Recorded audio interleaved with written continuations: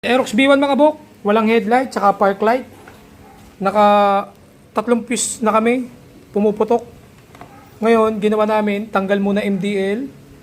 Tapos, tinanggal na namin yung headlight. Yan, bukas na yung harap. Tanggal headlight, saka lahat ng socket, pati charger. Ngayon, check natin kung puputok pa rin. Sige, on. Ayun, hindi na pumutok. Alin? Yung taillight. Ayun, umilaw na rin yung taillight. Check natin mga bok, ano yung nagkukos ng short. Balik natin yung headlight. 3 na to, pero 2, yung isa kasi natapon ni Glenn eh. Pero pangatlo na to yung mga bok, pumuputok, nasusunog. Video natin.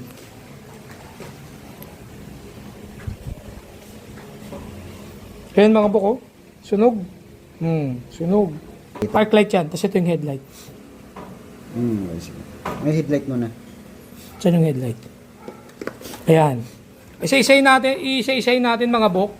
Sasaksak muna ni Glenn yung headlight. Ito yung wire ng headlight eh. Ito yung park light. Headlight muna. Tapos o-on natin kung puputok yung fuse. Pag hindi pumutok, walang problema yung headlight. Yan, naka-on na. Bali, yung park light mga bok, ito pa. O-on natin. O, tutok ko dito sa fuse ha. Tignan natin kung puputok. On ko. Oh, hindi pumutok. Naka-on na yung mga bok ha. O, papatay ko ulit. O, saksak naman ngayon ni Glenn yung park light. Ito muna. Ano ba ito isa? Hindi, wag yan. Signal light yan. Signal light O, yan. park light muna. Yan. Ayan mga bok. Kinabit na ni Glenn yung park light. Naka-off. On natin. Pero tatapat ko dito sa fuse. Tingnan natin kung puputok. Yan, on ko na. Ayun, pumutok. Nakita nyo. Park light. Park light mga bok. Yan. Pinatay ko na kaagad mga bok. May problema yung park light mo. So, si madam kasi, nagpalit ng, si Shopee mo to nabili madam?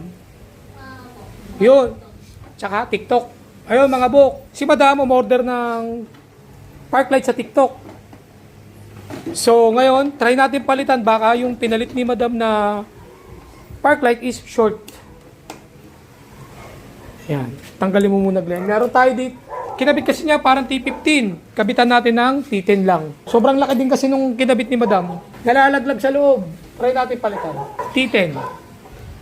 Yan. Try natin to. Short na yung ano mo, park light mo. Kaya mga bok, tanggalin natin tong fuse. Kita nyo yan mga bok. Ito mga bok oh. Ayun, sunog na naman. Kitang-kita nyo naman mga bok. Sunog na naman yung fuse. Dito yan mga bok sa nakasulat is head. Yung nakasulat na head. Yan mga bok.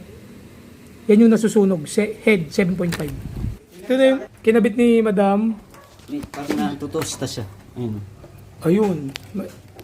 Ganito na rin yung sakit ni madam. Parang may konting sunog. Tapos, teka lang Glenn. Pakita ko lang sa kanila. Ang dami nang nahulog dun sa loob. Naiwan na yun, mga naiwan. 2. Sa kabila, meron din. May naiwan din sa loob. Yan, try ko ni Glenn. Yan mga bok, natanggal na ni Glenn yung iba. Yan mga bok, putol-putol na. Oh. Ito yung nakasalpak. Kasi ito naman yung mga naiwan. Meron pa isa? Wala na. Kabilaan, wala na? Okay, wala na mga bok. Yan mga bok, natanggal na ni Glenn. Ang dami yung... Dami. Nag-iingay yan, ma'am. Yan, ito yung may short. Kabitan naman natin ngayon ng T10 lang mga bok, maliit lang. Para hindi siya maiwan sa loob. Ito Glenn, try mo to. Tapos, trial and error ulit tayo. Kung puputok pa o hindi na. Kinabit na ni Glenn yung bagong park light. Tapos sinaksak niya ng headlight tsaka park light na wire. Ito na yung bagong fuse. 7.5 ulit. Yan mga bok, hindi sunog, hindi putol. Kabit natin. Tapos, check natin. Moment of truth. Oh. Bubuksan ko na yung susi. Try natin, tignan natin kung puputok pa. Kaya mga bok, hindi na pumutok. Tapos, nag-on na. Tapos, gumana na rin yung taillight. Umilaw na rin yung mga park light. Hindi katulad kanina, hindi umiilaw. Yan, umiilaw na. Tapos, try natin paanda rin. Kasi kanina, di ko na videoan. Pero yun ang reklamo ni madam na hindi na umiilaw yung headlight niya tsaka park light niya kahit umaandar na siya. Ayan mga bok, paanda rin natin. Umilaw na, Glenn? Oo. Ayun mga bok, umilaw na yung headlight. Ayun lang mo. Tsaka park light. High and low tayo. High, low, gumagana na. Working na mga bok. Naging problema ng motor ni Madam, short yung kanyang mga park light. Ayan mga bok. Short na to. Ito na. Itong mga putol, yan yung mga naiwan daw sa loob na natanggal ni Glenn. Ito na yung short. Ayan mga bok. Pinalitan natin na, yan mga T15 kasi yan. Ito yung kinabit natin, T10 lang. Yan mga bok. Tapos na natin gawin. Kaya kayo mga bok, ingat-ingat kayo sa pagbili sa Shopee, TikTok, Lazada. Pagka kinabit nyo yung pyesa na yun, nagka-problema, possible yung nabili nyo yung pyesa, short circuit, kaya nagpuputok siya ng fuse mga bok.